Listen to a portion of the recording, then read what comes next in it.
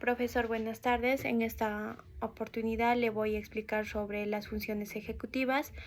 Bueno, el término funciones ejecutivas lo propuso Muriel Lezag en el año 1982, las cuales lo podemos definir como el conjunto de actividades mentales complejas que son necesarias para controlar y autorregular nuestras conductas.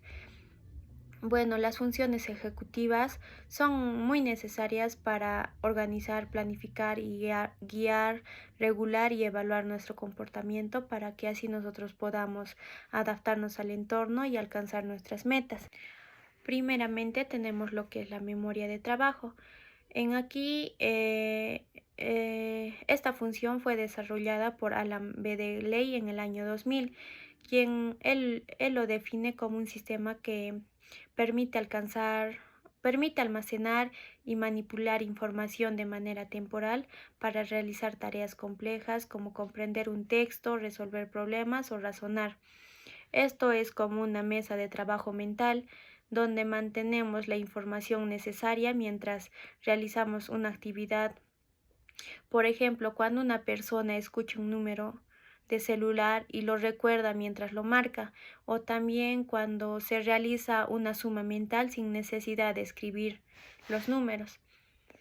Desde un punto de vista neuroanatómico, la memoria de trabajo depende principalmente de lo que es la corteza prefrontal dorsolateral, considerada el centro de organización de información, ya que esto nos permite mantenerlas activas mientras se utiliza. También participa la corteza parietal posterior, que ayuda a mantener la atención y procesar la información visual y espacial, así como también la área de asociación, que está encargada de integrar la información procesada de diferentes sentidos para dar un significado. Y aquí una prueba que podríamos utilizar es lo que es el test de dígitos de orden inversos, más conocido como el WISE. En esta prueba, el evaluador o el psicólogo debe dictar una serie de números y la persona o el paciente debe de decirlo, pero de manera inversa. Por ejemplo, si el psicólogo dice 2, 4, 8, el paciente debe de decirlo de manera inversa, 8, 4, 2 y así sucesivamente, incrementar los números. Y cuando esta función está alterada, la persona puede olvidarse instrucciones recientes o también puede perder el hilo de la conversación, tener dificultades para resolver operaciones matemáticas, mentales o distraerse fácilmente. En la vida cotidiana, esto ocurre cuando alguien entra a una habitación o a su cuarto y se olvida inmediatamente de lo que tenía que hacer o a qué había regresado a su habitación. O también cuando una persona tiene que leer varias veces el mismo párrafo porque no se recuerda lo que acaba de leer. Aquí la rehabilitación busca fortalecer esta capacidad mediante ejercicios de memoria, juegos de secuencia, cálculos mentales, repetición de instrucciones de dificultades progresivas y también el uso de ayudas externas como agendas, notas o también tener una aplicación por el celular. Como segundo tenemos la planificación. Según Muriel Lezag, en el año 2012, la planificación es la capacidad para establecer objetivos, organizar los pasos necesarios para alcanzarlos y anticipar posibles dificultades antes de actuar.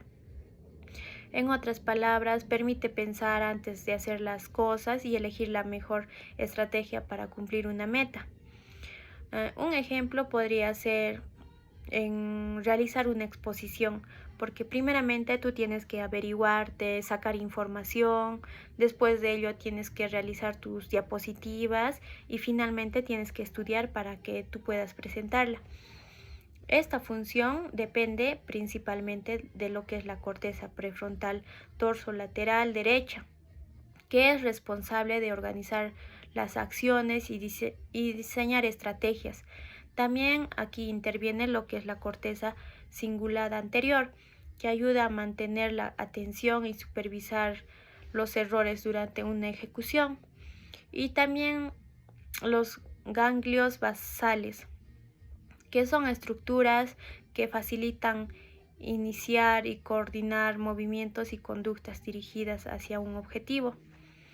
La evaluación suele realizarse mediante el test de Torres de Londres, donde aquí el paciente debe mover unas bolas de colores entre varios postes hasta producir un modelo específico utilizando el menor número posible de movimientos. Esta prueba nos permite observar cómo el paciente planifica, organiza y corrige sus acciones antes de ejecutarlas. Cuando el paciente sufre alteraciones en esta función, suele comenzar a hacer sus actividades sin organizarse, olvida pasos importantes, administran mal el tiempo o abandonan tareas sin terminarlas. Aquí sería un ejemplo de un estudiante cuando empieza a hacer un trabajo de la universidad, ¿no?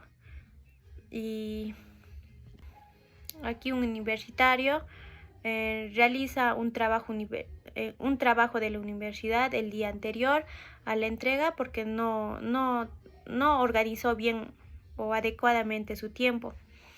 Y la rehabilitación consiste en enseñar estrategias de organización como elaborar listas de actividades, utilizar calendarios, dividir tareas grandes en pequeñas metas y establecer rutinas diarias que faciliten la planificación. Seguidamente tenemos lo que es la flexibilidad. De acuerdo con Akira Miyake, en el año 2000, la flexibilidad cognitiva es la capacidad para cambiar de estrategia, adaptarse al pensamiento y modificar la conducta cuando las circunstancias lo requieren. Gracias a esta función, nosotros podemos aprender nuevas reglas, aceptar cambios y buscar soluciones alternativas cuando una estrategia ya no o deja de funcionar. Un ejemplo podría ser cuando tú vas por una calle cerrada y debes buscar otra ruta para tú poder llegar a tu destino. Aquí las principales estructuras son lo que es la corteza prefrontal, dorsolateral, encargada de modificar estrategias, la corteza prefrontal ventrolateral, relacionada con la selección de nuevas respuestas, y la corteza cingulada anterior, que detecta errores y conflictos, y también las regiones parietales, que facilitan el cambio de atención entre diferentes estímulos. Y aquí, para realizar este test, podemos utilizar el test de Wisconsin-Carr, quien aquí es una de las pruebas más utilizadas para evaluar, ya que durante la prueba el paciente debe descubrir cómo clasificar una tarjeta según diferentes criterios, ya sea el color, la forma o el número. Esto sin previo aviso. Las reglas cambian y el paciente debe identificar la nueva estrategia. Cuando esta función está alterada, el paciente se vuelve rígida en su manera de pensar, insiste en hacer las cosas siempre de igual manera y presenta dificultades para adaptarse en situaciones nuevas. Por ejemplo, poder molestarse cuando cambia el horario de clases o cuando un docente en la universidad modifica la estructura de una actividad o de un trabajo. Y aquí la rehabilitación incluye ejercicios que impliquen cambiar las reglas constantemente, resolver problemas desde diferentes perspectivas, participar en juegos de estrategias y realizar actividades que estimulen la adaptación a situaciones nuevas. Como cuarto tenemos la toma de decisiones. Esto es para Antonie Bechara. En el año 1997, la toma de decisiones consiste en elegir la mejor alternativa, considerando las consecuencias futuras de nuestras acciones. Este proceso es muy importante tanto en el razonamiento como en las emociones. Mm, bueno, un ejemplo que podríamos dar aquí es decidir entre gastar el dinero en comprar un objeto o ropa o ahorrar para algo que vamos a necesitar luego o algo que realmente necesitemos, ¿no? Como es los estudios. En esta función participan lo que es la corteza prefrontal ventromedial, que se relaciona con las emociones y con las decisiones. También lo que es la corteza orbitofrontal, que aquí evalúa las recompensas y los castigos. Y también la corteza prefrontal dorsolateral, encargada del razonamiento, el sistema límbico relacionado con las emociones, la ínsula que participa en la percepción del riesgo y la corteza cingulada anterior que ayuda a detectar conflictos y errores.